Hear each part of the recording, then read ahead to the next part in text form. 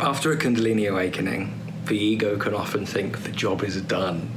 But of course we know that after a big blast of Shakti through the system, it's not the end, it's just the beginning.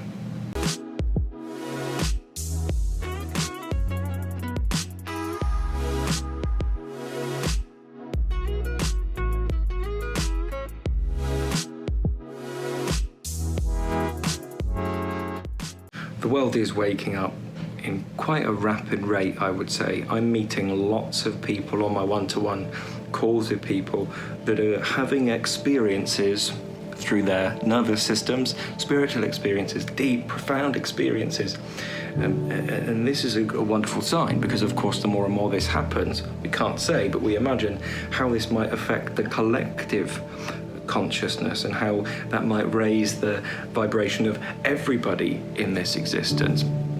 Nonetheless, sometimes, and what I'm noticing a lot is that, and I know this in me, is that there's nothing like a big blast of Shakti inside of our system. Shakti just means energy or power, to put us onto a false sense of enlightenment. Now, it's wonderful to have a nice experience inside of ourselves, but the ego will usually grab hold of the experience like a drug addict and will try and will that experience back in with the mind. But of course we can't do that, because these experiences are done at the behest of divine grace, not personal will. Like I said earlier on in the video, my experience of this big blast of Shakti was that after that experience, my ego wanted to go up and up and up and learn about dimensions of consciousness and other realities and parallel universes. And it's all great and wonderful that we do that, but we have to come back down to earth, isn't it? Like, we're living here in this physical world. We might have had an experience, and that might have led us on to searching for deeper truth, and that's wonderful, but the job's certainly not done, and that's why we're required to do some yogic sadhana, some specific training that's required to strengthen the nervous system so that we can hold on to these powerful forms of energy inside of our system for longer periods of time. If you want to, down below there's a free breathing practice that will hopefully awaken some of this Shakti inside of yourself, some of this nice energy. It won't take you all the way, but it is free and it's down below. There's also a free community down below for people that are going through an experience and they can't explain to anyone because they know that they'll just sound crazy, and that's down below. There's some great people in there, and thank you if you're in there, because I see some wonderful sharings in there, and there's a real want to help in that community, which is lovely. As well, there's the one-to-one coaching that you're more than welcome to sign up for down below. The coaching isn't free, but the application form is free. I have very limited spaces at the moment, but I will read your application should you wish to apply. And there's also the living yoga method that you're more than welcome to look at down below.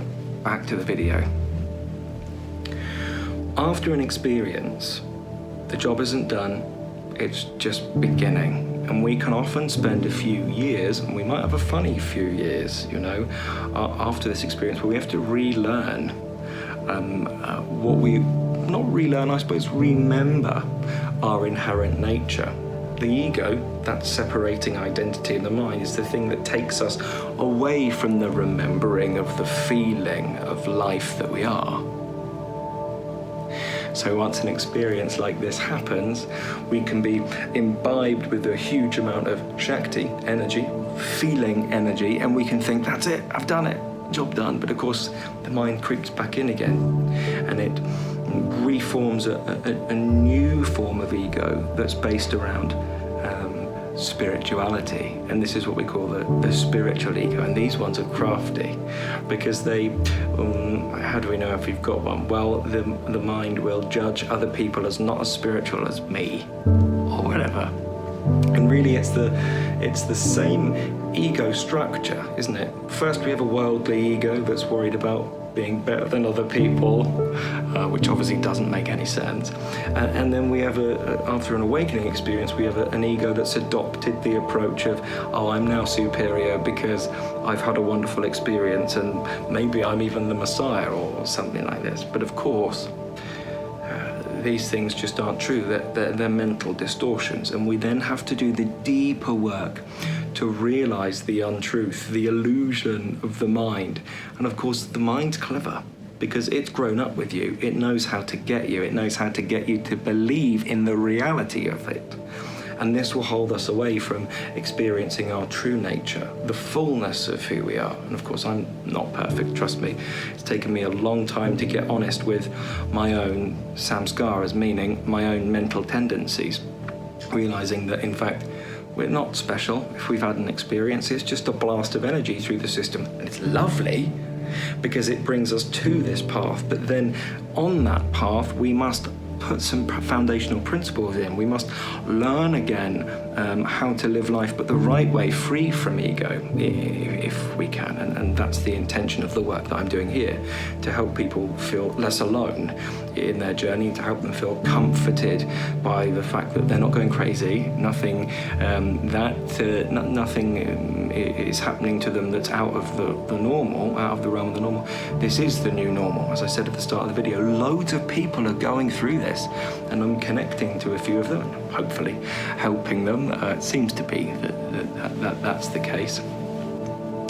So it's not the end of the journey, it's just the beginning. And if you wish to find out where to go after an experience like that, if you want to work out how to strengthen the nervous system so we can hold more energy in it without things getting a bit haywire, because they can. They really can, especially if a nervous system isn't quite ready for an experience yet, but one happens, then there can be a few after effects, and I know that in me. And nothing's gone wrong, you know, it's their destiny. If an experience happens and then things go a little bit haywire afterwards, nothing wrong. It's all by divine grace, isn't it? But then we can do some things to really help ourselves out afterwards. But first we must get honest with ourselves that the job isn't done. A Kundalini awakening is not the end, it's just the beginning. But the beginning of a completely different trajectory of life. A trajectory of life that brings us into connection with that divine nature that we are, and allows us to then bring that divine nature through the limited expression of ourselves. We get to bring heaven to earth, in a sense, by the way that we are, because of the knowledge that's given to us through a big awakening experience. But we have to get honest first, isn't it? That's where the work really starts. I hope this video helps, and I hope you have a lovely evening. Namaste.